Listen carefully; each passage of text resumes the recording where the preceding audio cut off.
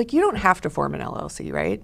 Like that's not. You do not? That is true. You do not, right? So you could choose to leave all your business and personal assets intermingled. But now you're putting your personal assets at risk if something happens in your business and vice versa. So is that a risk you want to take? You have found Authentic Business Adventures, the business program that brings you the struggles, stories, and triumphant successes of business owners across the land. Downloadable audio episodes can be found in the podcast link found at drawincustomers.com. We are locally underwritten by the Bank of Sun Prairie, and today we're welcoming / preparing to learn from Carolyn Jahnke, the founding attorney of Athena Legal Solutions. So Carolyn, how is it going today? Good, how are you? I am excited. We're talking business law. Always exciting. So, right, what could be more exciting than that? They're like, oh, the lawyers. Yeah.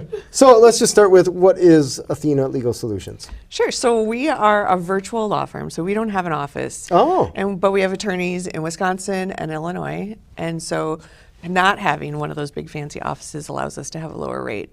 And we primarily focus on serving women entrepreneurs. So helping them protect, grow, and then harvest the value from their business.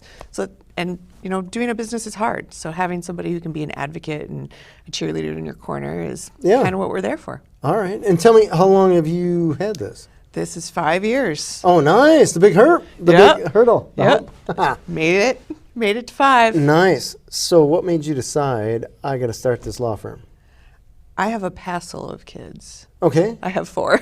A passel? What did you say? A passel. What is a passel? A whole bunch. Okay. I have a whole bunch of kids. Whenever I say 4, people are like, oh, 4 kids. Yeah. I come from a family of 5, so I know. So it's not that big. That's not, that's a lot. Yeah.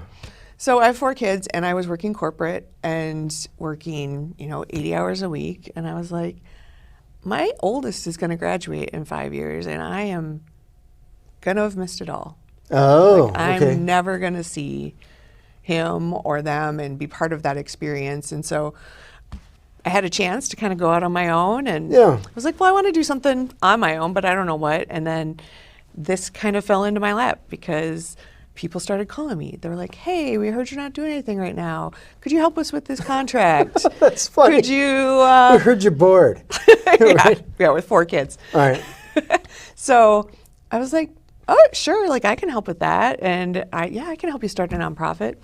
And then all of a sudden I was like this is a business. This isn't the business I was going to go into, but this is great. And it helped me kind of refine my love of the law, helping small businesses. Because, these are people putting it on the line every day and really getting a chance to like dig in and help them. So, which is different than, a corporate. So corporate, what type of law were you doing with corporate? So business, what I do now. Okay, so, just on a larger scale? Just much larger scale. Okay. So when you would work on something at the corporate side, would it be you and 50 other attorneys or something like that? Or yeah, like if there was a big acquisition, there was all the people who had different specialties who would work on it. But the last part of my career, I was in a startup within a large corporation. So I was like managing the legal. And so I coordinated with all the other lawyers to say, here's our risks. I need to pull you in because you're an expert here, maybe in employment law, or you're an expert in, IT or something. And so. All right. Yeah. So what type of law do you focus on now with Athena? Business. Primarily. So business. So thinking about how you form your entity, thinking about contracts of every single kind, bringing on employees, trademarks, copyrights, and then we also do estate planning now.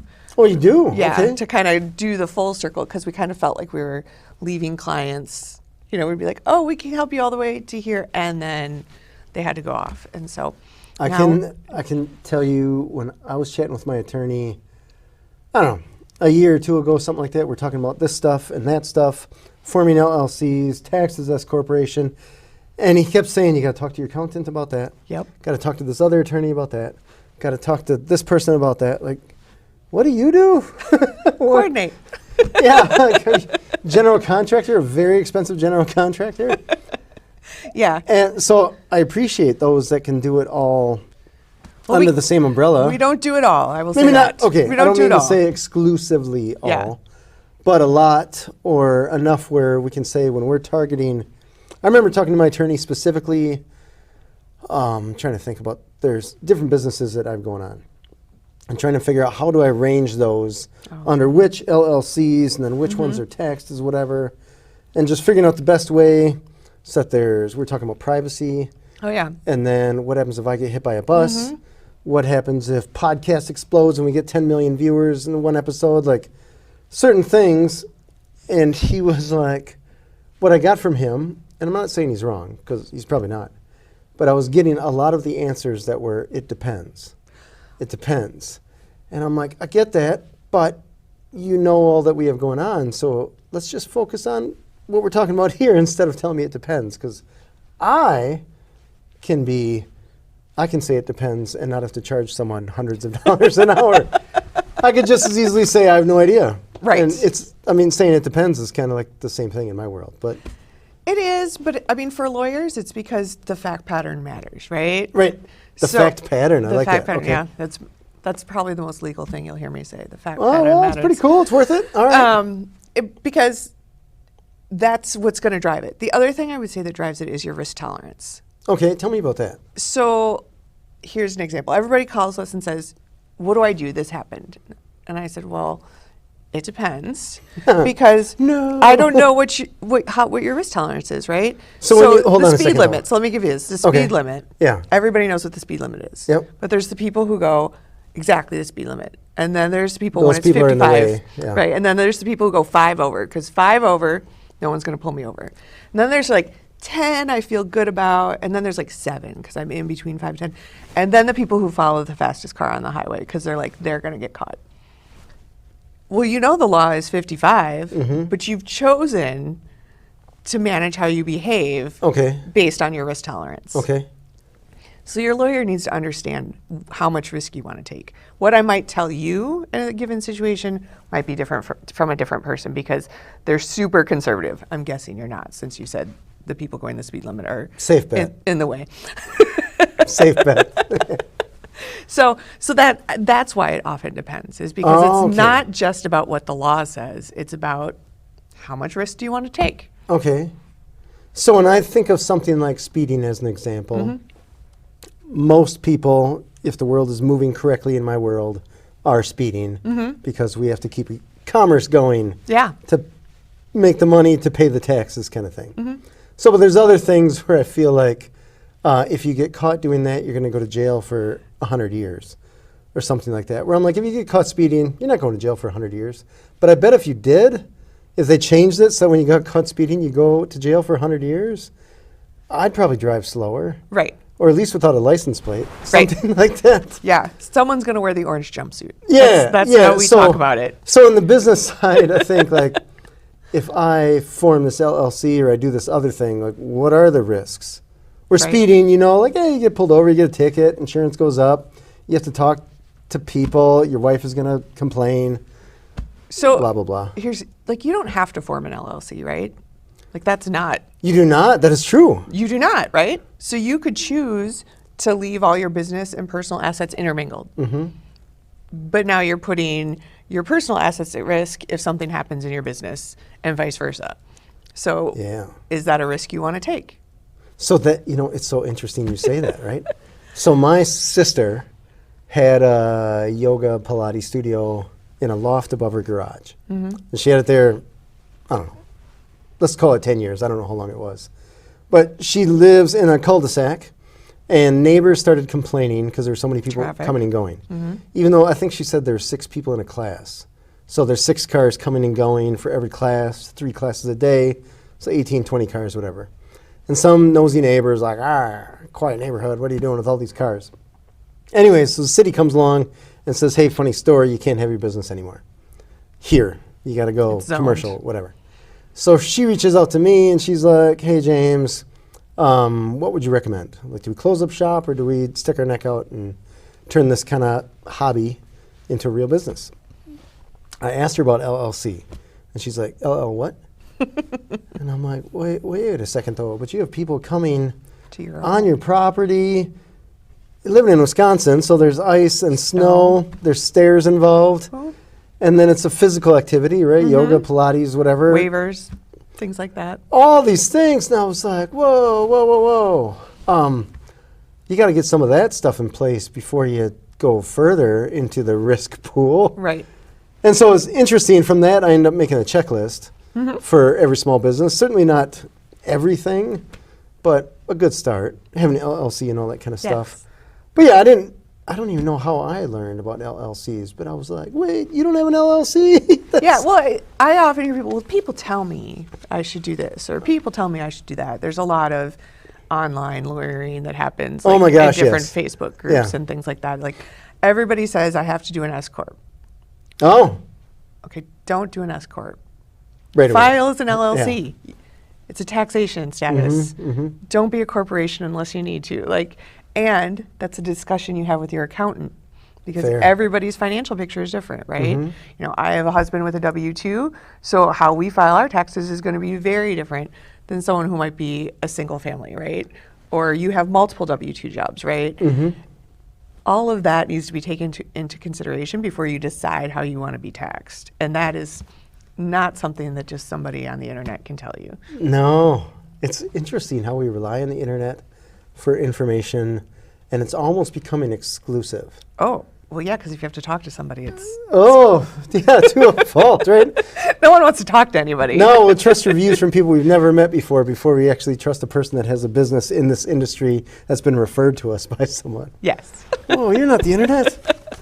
So when you deal with business, let's talk about contracts. Sure. Shift gears into that. Yeah.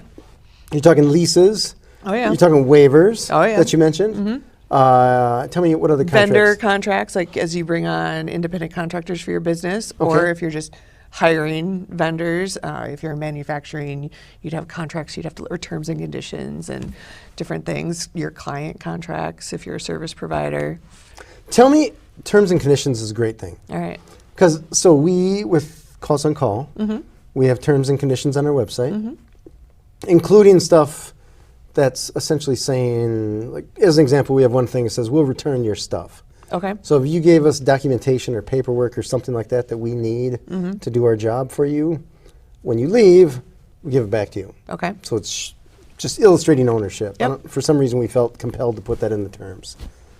Makes sense. But we also have, if you leave us, these are the steps to leave us. So we have had clients that have said, hey, I stopped forwarding my phones to you yesterday. And just flipped a switch and went to Guam or whatever they did. All right. And I'm like, wait a second, but we have terms. We have an agreement. Yeah.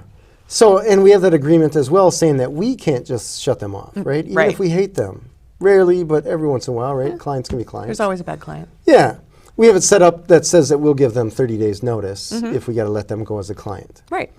So I'm like, we have this in the terms. These are the rules of the game. And sometimes I feel like we're playing with kids, a 5-year-old playing Monopoly, where they try to make up their own rules like, I win. Yes. So tell me about the power of terms and conditions. Is it just worth the light on the screen and nothing more? No. So I tend to operate from the perspective that most people are good.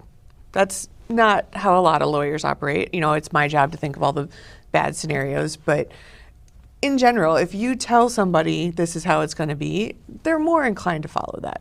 So with terms and conditions, at least you have a place where you can have a lawyer send a letter and say, listen, you signed this agreement, you agreed to this, they expect you to uphold it, you have this much time to respond. Sometimes a letter from a lawyer is just going to scare them. Yeah. And they'll be like, okay, yep, I'll pay that last month and then we'll walk away and we'll be fine. Other times it is also a way for you to then open the door to negotiation, right? Because part of being a small business owner is it's not always black and white. No, right? very true. Like, you understand a scenario your client might be in and you're like, I want to be helpful, but you got to help me.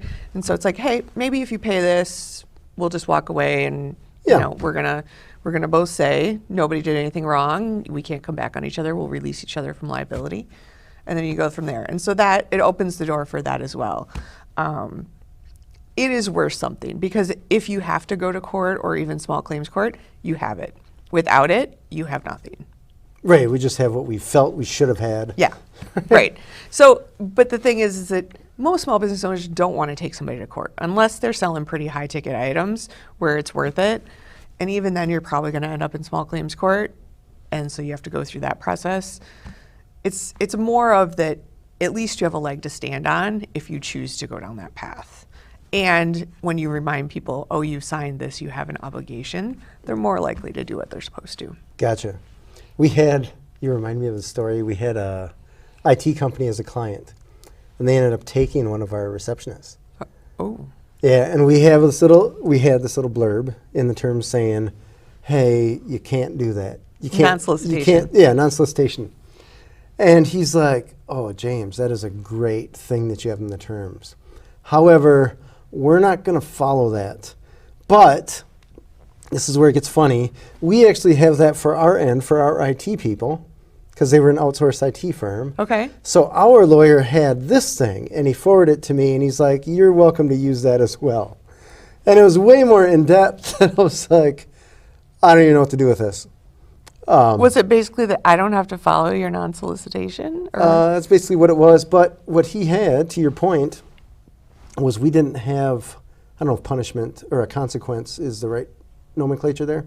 Oh, like there's a fee or something. Yeah, penalty. we didn't have that in there. Okay, yeah. It just said don't, but it didn't say if you do, this is what it was. Right. So in his, it said if you do, you owe us essentially a finder's fee, Yep. which was equal to a year's pay or something like that. Yeah, they're usually intense. Yeah, and I was like, oh, that's smart. But that doesn't necessarily mean that mine is no good. Correct. But we didn't have a punishment or a consequence or something like that. So I wondered, like, oh, maybe he's right. No, I mean, you have it, so it's in the Yeah. contract. So you can get them for breach of contract, but the question is, how much is that worth to you? Yeah. Because getting into litigation is going to take time, and Right. now you're talking 5 figures, and is that Yeah, worth not it worth for it. whatever it is? Not worth it, yeah. And I don't know, it's just bad juju. And by having the fee, it's easy to just go, hey, just write me the check. Yeah. Go ahead, write me the check. Yeah. We did have, interestingly enough, we had another company, a tree company, steal one of our agents after we had this thing with the 1-year thing. And the owner of that tree company was like, yeah, I'm not going to pay that. And it was one of those like, what are we doing here? Right. What are we doing? Well, I mean, those are the things you learn, though, through entrepreneurship, right? Is that you find the bad people, right? Yeah. The people who are like, don't you, like, we're in the same boat. We're both just trying to make it work. And like, this would hurt you, it would hurt me. So let's find a way to make it, to find some sort of compromise. And You just feel like, I hope there's karma, because then I know Yes. for sure you'll get hit by a very large bus. yes. Or he's going to take out that tree and someone's not going to pay for it. Yeah, right. Right. Yeah, bow, bow. Tell me about, skip to a different chunk Sure, of law. sure. Somebody comes to you and they want to start a business. Yep. Where do you start with them? Because there's probably so much stuff that they don't know. And in a given industry, whatever it is, let's just say food, for example. Oh, yeah. I wouldn't know. There's probably 50 million things or certifications they need. Where do you start? So you'd be surprised. I mean, more entrepreneurs know more than they realize, particularly in the food industry. They tend to have grown up in the food industry, so they have a pretty good idea. It's rare that people just suddenly decide to be in the food industry because there are so many regulations and things like that. But typically it's a conversation about what they're trying to achieve. You know, what is your goal? Are you doing this with multiple people? What does that look like? Talk about control, how decisions get made, things like that. Typically for a single member LLC, it's pretty easy. LLC is the easiest form. It's the cheapest form. It gives you lots of flexibility, you know, because you can become taxed as a corporation later.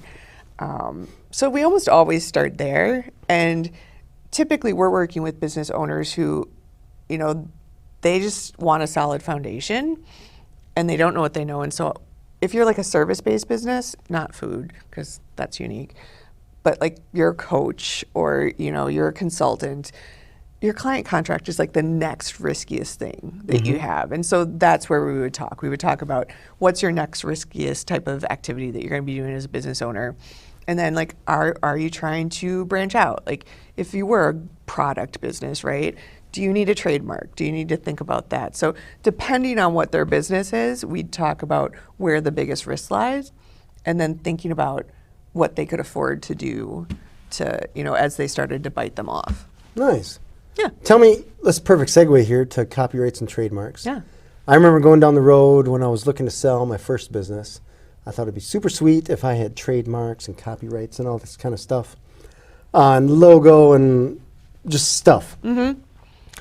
And I started to go down that road, and it got I was in over my head.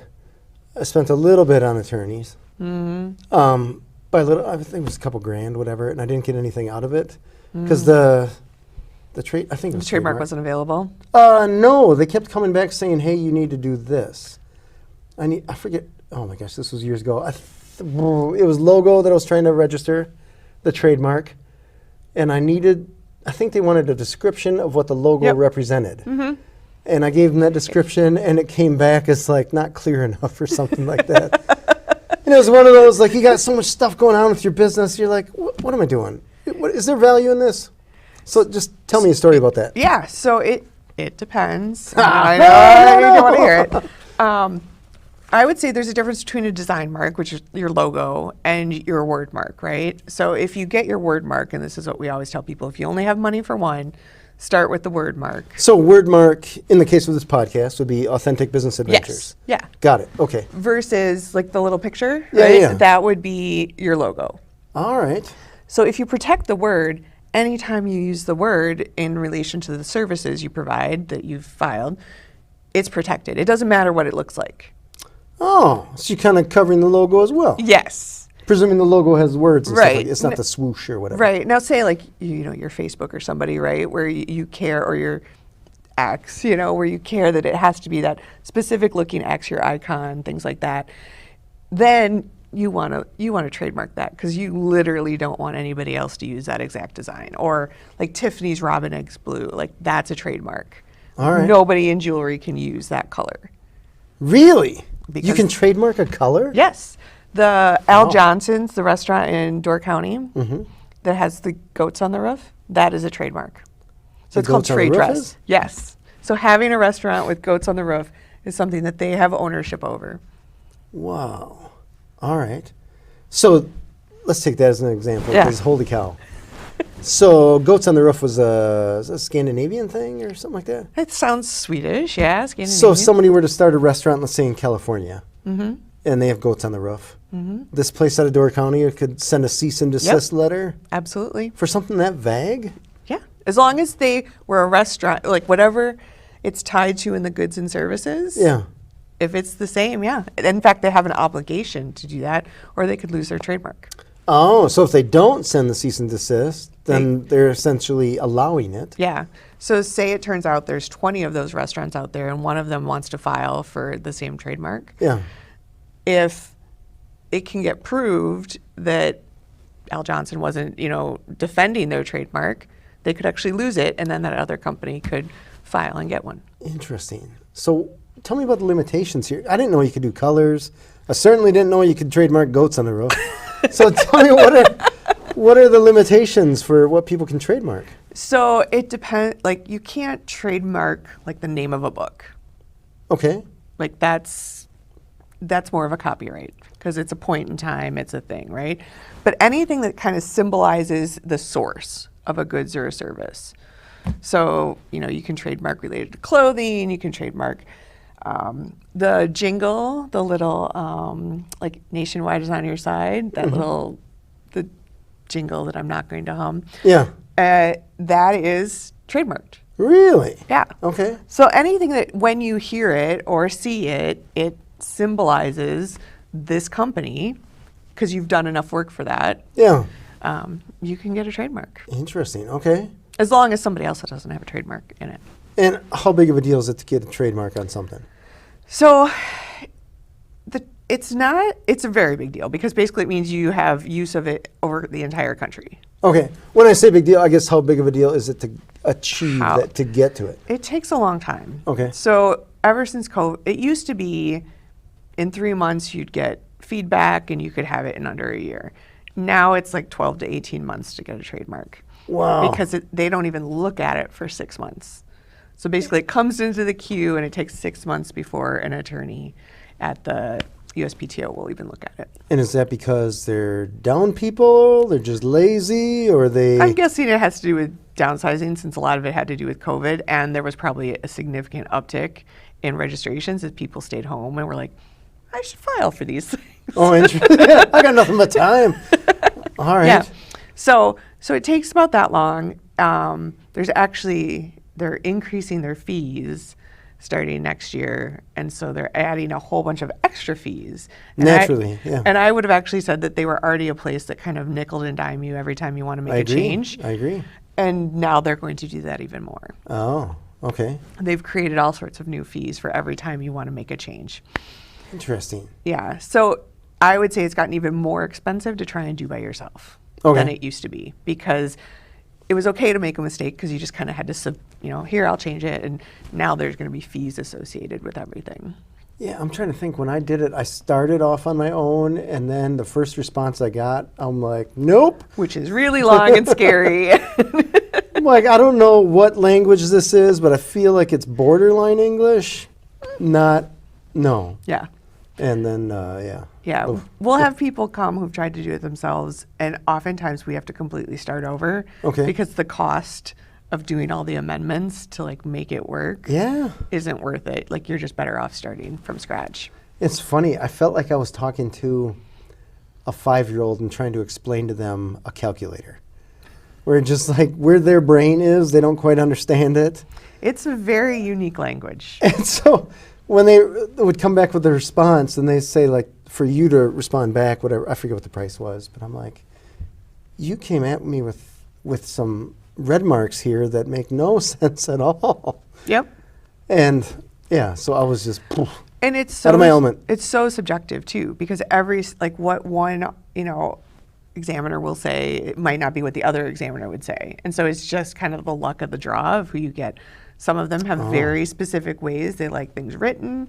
And so then you're like, well, I thought that's what I said, but okay, we'll change it to your words if that makes you happy and it's going to go through. Tell me about copyright then. Copyright. Copyright is more of a point in time thing. Oftentimes people call and they're like, I think I need a trademark. And I'm like, you're talking about a copyright, or vice versa. So copyright is when you get the rights related to something, specifically how it looks. So say you have a model of how you do something and you have a picture, a diagram that shows it, right? If you ever made a change on that, it doesn't have the copyright registration anymore if you've formally gotten a registration. So unless it's something that's not going to change very often, like a book, it's not usually worth getting the copyright registration, because anytime you tweak it, especially when you're starting a business where you're constantly kind of tweaking your stuff, you'd be filing nonstop because you'd have to file every time you changed it. Okay. In the course of like any time you create something, you create a copyright. It's just not a formal registered copyright. And when you get a formal registered copyright, you get statutory damages and extra things that you can enforce it, things like that. And so there's benefits, but you really want to be selective in how you go about it. Gotcha. Okay. So I wrote a book. Yep. So that's just copyrighted just because I wrote it. Just because you wrote it. Anybody Yep. writes a book, it's copyrighted. I actually went through the formal process of copywriting it, which is just With the submitting it. office, It's you pretty register. simple. Yep. Yeah. Okay. And Paid your fee. that doesn't have to go through much of an approval process. It No, seems you like just, they tend to get approved unless they find something really out of whack or, crazy plagiarism or something Yeah. like that. yeah. Which now is getting trickier with AI and things like that. I was just going to ask you that, because that's getting to be what I would consider to be a very large gray area. Right. Yes. So if people ask me that all the time. They're like, well, is there even any point to copywriting if any AI tool could just come in and plagiarize me and things like that? Fair question. Or if I wrote it. And I would say if there's a business value to it, because this is an asset that you want to be able to protect, take to court, then yes. If you're using it to create it, again, this is like, are you, the good person, everybody's going to do the right thing. Did you literally just take the words straight out of ChatGPT, plop it on a paper, and now you're trying to file it? Like, come on. All right. That's not, the Copyright Office isn't going for that. Now you maybe got a thread of an idea, and now you've completely changed it around to like what you think and how it applies to you, well, that's different. Now that's more your work than the computer's work. Got it. And so I think that's a decision until we have more legal rulings on it that kind of every person has to make for themselves. Yeah, you know, it's interesting you mentioned the legal rulings on that because it's still Wild West, It right? is. It is right now. They're slowly but surely coming out with things, but there's going to need to be a lot more lawsuits before. I think I was talking to a website SEO guy about the robots text file. Mm-hmm. And he said, I forget what AI person said, that basically they are programming their AI to ignore the robot's text file. The whole point of a robot's text file is to govern the bots that scour a website. Mm-hmm. And he basically said, we're programming it to ignore that file and we'll take whatever we want on your website. Wow. And I'm like, that is pretty ballsy to just come right out and say it and essentially threaten anybody to challenge them. Well, especially because if it's a good website that has terms of service, they have a leg to stand on, because typically those terms of service say you can't use robots to scrape our website and do all those different things. Mm-hmm. But the bots don't care. Well, I mean, the bots don't care, right? But Yeah. it's going to be when the person whose stuff is getting stolen or is seen monetized somewhere else because they've scraped it for data. Right. Yeah. But I look at even my book as an example. Mm-hmm. My book is out there, Mm-hmm. and the day that I published it, it became available used. The day that I published it. Really? Before I sold a copy, it was available used. And So it was someone was fake selling it? it was right on Amazon. True story. It was immediate. You know how they have the used thing and Yeah, stuff yeah, like yeah. that? And I was like, wait a second here. So it was bizarre, and I thought, what are you going to do? Are you going to take them to court? Are you going to, like, how far down the road are you going to go? And you're like, this is as far as I'm going to go. Right. Well, it's interesting because there's a couple of ways you could have gone with that, right? Like maybe that person's selling air, right? They're going to wait until your book comes out and they're going to buy it somewhere, and then that person will get what they purchased. Yeah, maybe. Or, yeah, so I mean, yeah, that's kind of crazy. It was surreal. Yeah. But anyways, You've made it now. They were faking you, like, it was not even, instantly. yeah, I want to say instantly. Yeah. Because it was, I remember you go on the web page, the Amazon web page, and you're looking like, wait, because you get the price, Yep. and then it says also available used. And I'm like, that's pretty cool because I haven't sold any books for it to be available used. It would be super awesome to say that I'm the author that published so many books that we also have the shelf with all the used ones, right? But that's not the case. Yeah. I would love that to be the case. Not the case. No.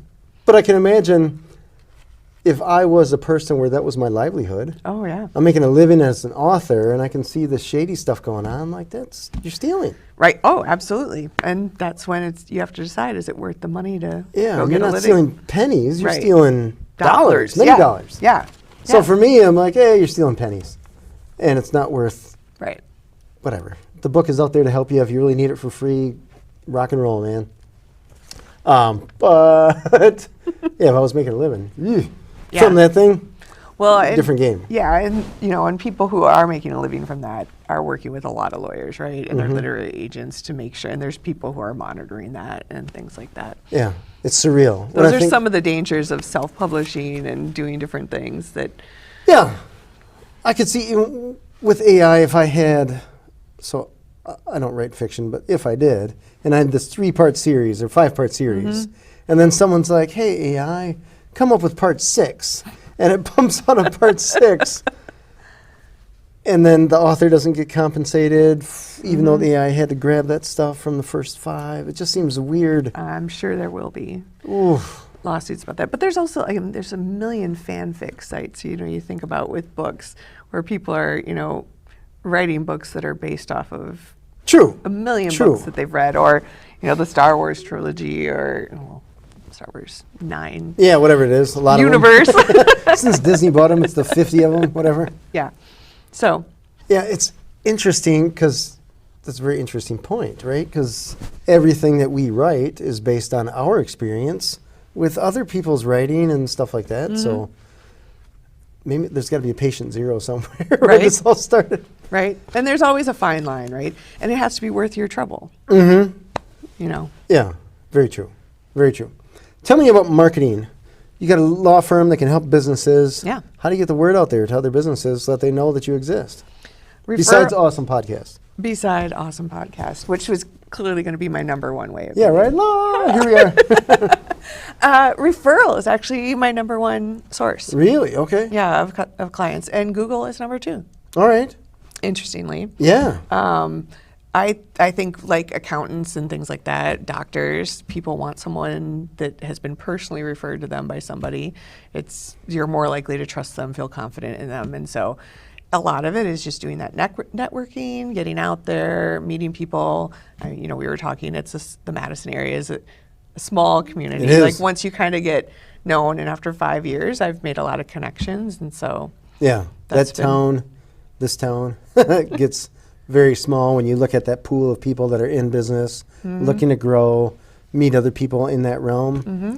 Yeah, I suppose just like any other niche in any other town, but yeah, it's yeah.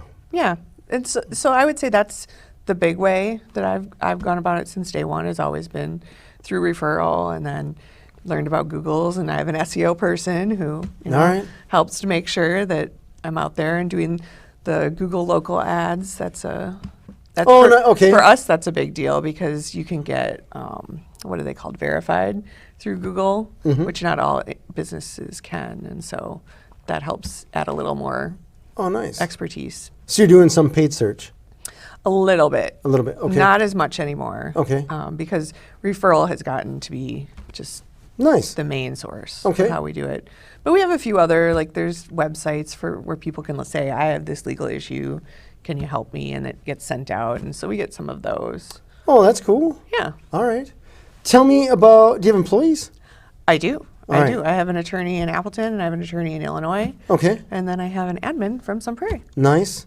How do you find an attorney to work with you as an employee? Mostly it's searching for someone so I have in-house experience. And so that has framed my entire way of how I look at the law. When you're in-house, the job is not to say no. The job is to say yes, and here's how you can do it that will reduce the risk for the corporation. Because nobody likes it when legal says no. All right. And you're always trying to help, the business achieve its goals. So that's how I've always lawyered, is from that perspective of, this is what you're telling me you want to achieve. Now I'll tell you the risks associated with that and the safest way to do it based on your tolerance. So I'm always looking for people who have that kind of lens because I think it really resonates with small business owners and entrepreneurs. The other piece is I'm a mom. I'm not here to work 80 hours a week. So I look for lawyers who are smart and are self-motivating and, if they have kids and this isn't going to be their be-all, end-all, that's perfect. All right. So that they're available as I need them, and they can have flexibility. They can respect my flexibility as, going off and traveling or doing things with kids or, Oh, sure. I just can't work today because this is going on. Yeah. So for me, they got to be self-motivated. They got to be interested in the clientele and the vision that we're looking for. Okay. Has it been tough to find them? Yes and no. I'm finding that it resonates a lot more with more experienced lawyers than it does with younger lawyers. It takes the right young lawyer. We had a wonderful young lawyer for a while, but she was ready to move on and, start a family and do things like that. And so. Gotcha. Fair. Yeah. Fair. You mentioned FinCEN. Oh, yes. So let's shift gears into that exciting thing. I don't know that it's exciting, but. I was trying to be nice, but let's shift gears into that. Crazy law. Mundane, unnecessary thing? Sure. So FinCEN, that's the Financial Crimes Enforcement Network is what FinCEN stands for. So is that a new thing? No, it's been around forever. So it's a government agency that's been around. What do they do? So they have a lot to do with securities laws. Okay, so typically stocks and stuff like that. Okay. Yeah, but they're for financial crime enforcement. Gotcha. So different than the SEC. Different than the SEC. Okay. Different than FINRA, but associated. What is FINRA? Now you're Yeah, going to I'm make just me gonna bring crawl out out from under my rock my here. acronyms. FINRA also has to do with trading and securities. Okay. All right. And FinCEN is the fin the part crime, financial? Yes, financial. And then CEN is? Crimes Enforcement Network. Okay. Okay. We got all the acronyms. And so they passed a law called the Corporate Transparency Act, or CTA, which Okay. is how a lot of people refer to it. Okay. And the idea was they felt like there was all these businesses out there that nobody really knew who owned them. Millions of them, right? Millions of them. And that was where money laundering was happening, because of course their concern is financial crimes. Okay.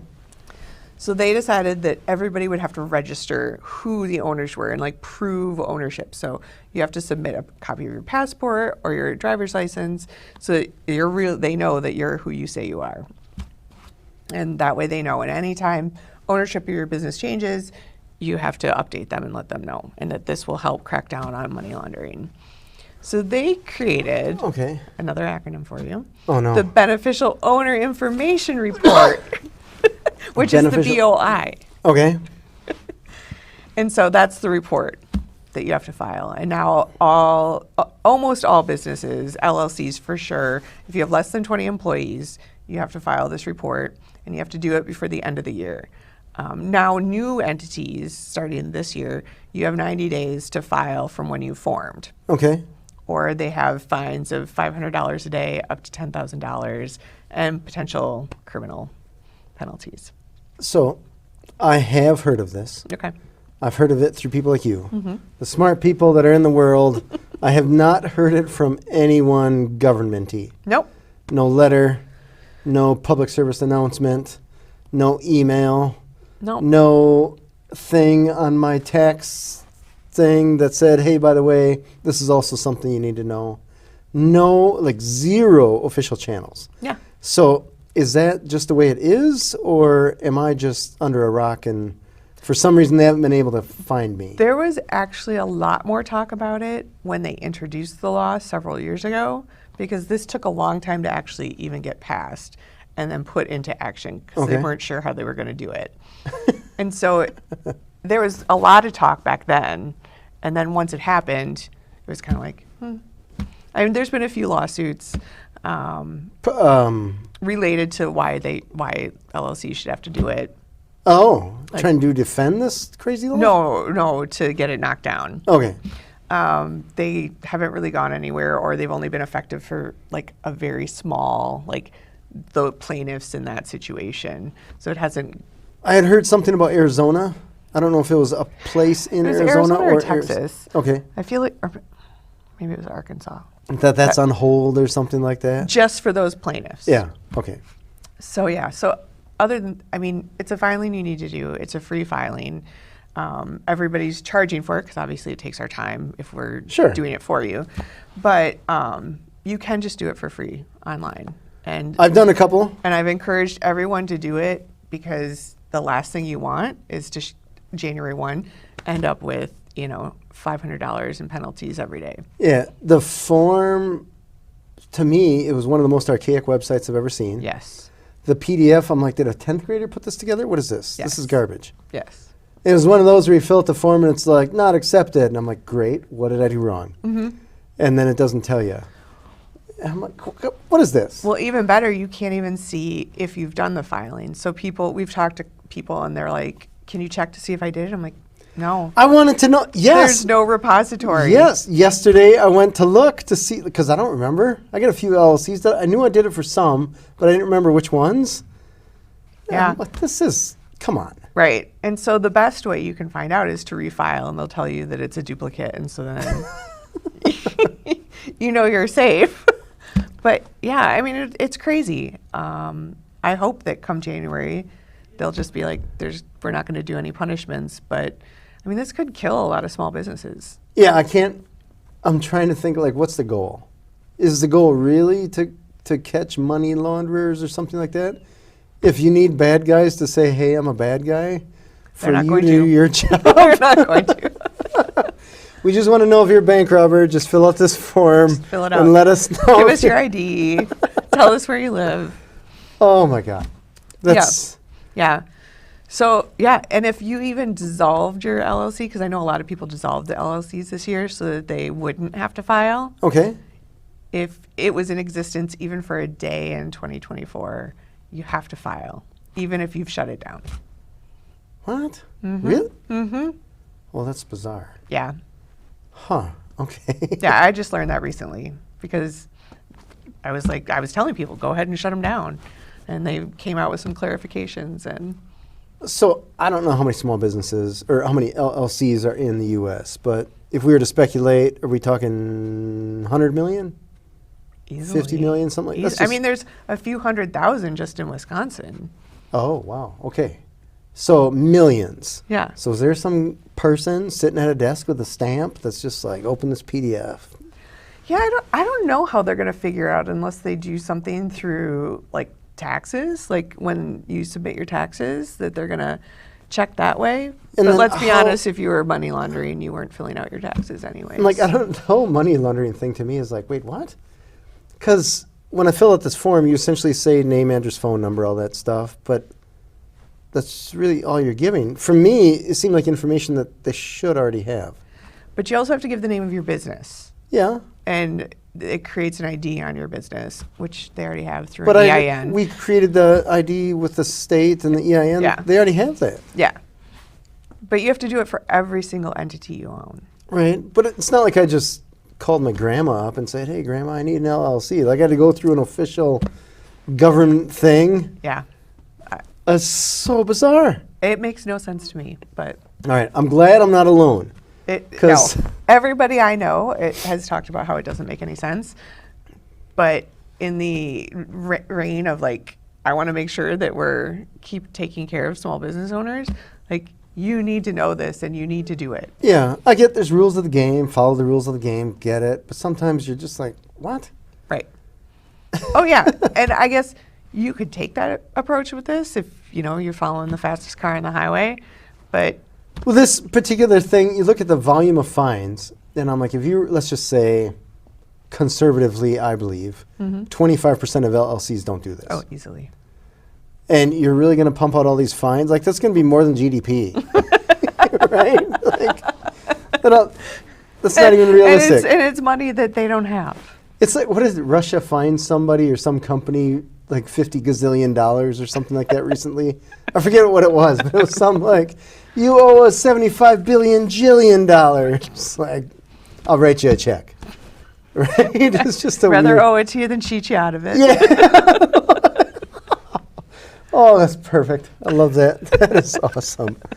It just seems like one of those weird, like, you owe us all this stuff. Like, do I? Yeah. Yeah. No, it's one of those weird things. All right. Bizarre. Well, Carolyn, how can people find you? You can find us online at AthenaLegalSolutionsLLC.com. We're on Facebook, we're on LinkedIn, we're on Instagram. Nice. Yeah. Tell me really quick, Athena, Yeah. where'd the name come from? So my last name's Jahnke, Okay. which is not a great last name. I mean, it's a name, sure. but it's yeah. challenge. It's a mouthful. Right. And I didn't really want it to be about me when I started my firm because most law firms are like a last name. Yeah, Line and something. Kugel, Budweiser, and Yeah, exactly. Heineken, But whatever. I was like, I don't want that. My son was really into Greek gods and going through the Percy Jackson stage of everything. And I was like, well, Athena, she's the goddess of wisdom. Wisdom. I knew she was goddess, but I Yeah. could not think of what. Yeah. Okay. And wisdom. so I was like, well, that's what we're here to do, is to help provide, some advice and wisdom to women business owners. Nice. I love it. That is super cool. Yeah. If you were to give some advice really quick to someone considering starting a business, what would you tell them? Don't do it alone. Ah. It is, Oh, yeah. it's hard. This is not something you can do by yourself. And I think this is the difference between corporate and entrepreneurial. The entrepreneurial world is, in corporate, there's one seat. So everybody's fighting for the same seat. In the business world, in the entrepreneurial world, we all know that there's plenty of room at the table for all of us. And so we're happy to share all the horrible mistakes we made doing it, and so that you don't go through those pain. And so ask the stupid questions, because everybody's happy to help give a leg up. Versus in the corporate world, where I think it's a little bit more dog eat dog, right? ask. No business owner is going to go to you, what do you mean you didn't know that? They're going to be like, if I could tell you the amount of things I didn't know when I started my business. And you're an attorney, right? Right. But I mean, that's what every single entrepreneur says, right? Totally. The list is long. Totally. And so if I can help you avoid some of those mistakes, like, Fair. yeah. Yeah, I always tell entrepreneurs, people come to me looking to start a business. I'm like, figure out what you want to do, and then find a business owner that's doing it successfully, which you believe is successful, and then take them out for lunch or coffee or something like that. If they say no, they're probably not as successful as you would like them to believe, because they're afraid that you'd find the truth. This is true. And I would say that's one of the things I did, is I went out with some small law firm owners and talked to them. But the other thing I would say is that people often appear more successful than they are. Oh, yeah. And that you shouldn't be intimidated by that. I think it's something that we don't talk a lot about, is all the struggles it takes to get to the point where you're actually comfortable, because we do a lot of things to make ends meet to try and get to the point where it's comfortable. Yeah, you play the game. I was watching a video yesterday on YouTube trying to learn about something. And this girl has, hundreds of videos, tens of thousands of subscribers. And one of her videos was like, how I built a successful 6-figure business. And I realized after listening to it, it was 6 figures in revenue. And I was like, oh yeah, that's not that hard. The revenue part. Profit, different game. Very but revenue, true. I don't know if you're the master that you're trying to portray yourself as. It's true, right? I mean, I've learned this myself, right? Yeah. It's very easy to get revenue. Now, how you manage your expenses and can pay yourself what you want, Right. that can be very challenging. That's As you grow your team and you're scaling, like, Yeah. there's a lot of bootstrapping. Very true. Very true. Yeah, I'm reading Shoe Dog, the Phil Knight book, Oh. the founder of Nike. Yeah. It's actually a great book. Really? Great book. Yeah, it's a very good story. And he's talking about they're bringing revenue in the millions, and they're still not profitable. Right. Still struggling, trying to figure out, like, banks are dropping them, stuff Oh, like yeah. that. It's great. Still a great book. Yeah. How you make payday Yeah. sometimes. Yeah. Yeah. And I'm like, you're making, I think he was at the point, I forget exactly, it was like $50 million in revenue, and the banks dropped them because they didn't have the cash flow to justify that kind of volume. Yeah. Like, whoa. That's the dirty secret that nobody talks about Yeah. in small businesses. And I think a lot of people get intimidated by that. Fair. And feel like, oh, I must be doing something wrong. And it's like, no, it's just no one wants to look like they're not an Yeah. expert or that they're A not couple successful. tweaks, right? Yeah, a couple tweaks, and they can, maybe in that case it would be more than a couple, but some tweaks, right? Right. But yeah. I understand what you're saying. Yeah. Everybody wants to portray that they got it all figured out. And I suppose it's like a duck on the river, right? They're all peaceful on top, but the bottom of their feet are going crazy. Absolutely. Absolutely. I love it.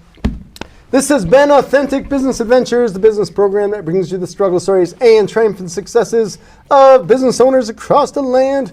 We are locally underwritten by the Banks of Sun Prairie. Calls on Call, offering call answering and receptionist services for service businesses across the country, on the web at callsoncall.com.